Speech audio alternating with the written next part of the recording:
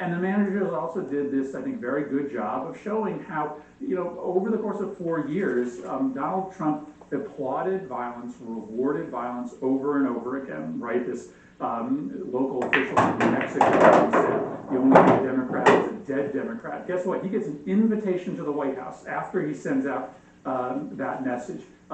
All of it was a predicate to January 6th, and of course he should have known, given his celebration of violence leading up to that day, that that's what was going to happen when he sent the crowd to the Capitol. I'm just curious, I mean, it seems pretty clear the way most Republican senators are going to vote. Behind the scenes, I mean, I don't know how much collegiality there is anymore these days, but do Republican colleagues tell you what they really think? Because so much of this, or the things they send publicly, just seem intellectually dishonest. They had a chance about 3 weeks ago to essentially remove Donald Trump from any leadership position in their party, and they did not. And so today, I think they are faced with the recognition that Donald Trump is going to be the leader of the Republican Party, the face of the Republican Party, the most powerful person in the Republican Party for the next 4 years. And just as they lived in fear of him for the last 4 years, apparently they are now prepared to live in fear of him for the next 4 years. I think that continues to drive much of their behavior. They are going to rationalize it by saying that either this proceeding is unconstitutional or that the president didn't give explicit instructions for violence. But I think when it comes down to it, most of them watch what has happened to Republican congressmen who cross Donald Trump. They get into a bunch of trouble, and many of them just want to try to avoid that. And that's sickening. That is terrible for our republic. That could spell the end of democracy. But I think if you ask me what they're thinking, that's likely what they're thinking.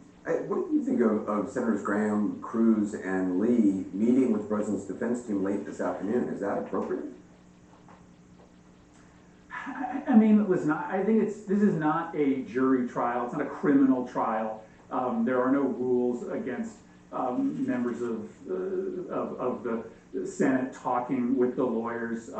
Frankly, there were Democratic Senate members who were having conversations on the floor in front of the cameras with Jamie Raskin and others. So I guess, to be honest, Anderson, I'm not terribly worried about that. Frankly, I'm sure Republican senators watched the president's lawyer's presentation the first day of the trial and are panicked that they are going to repeat that very poor, embarrassing performance. I'm trying to give them a little bit of friendly advice.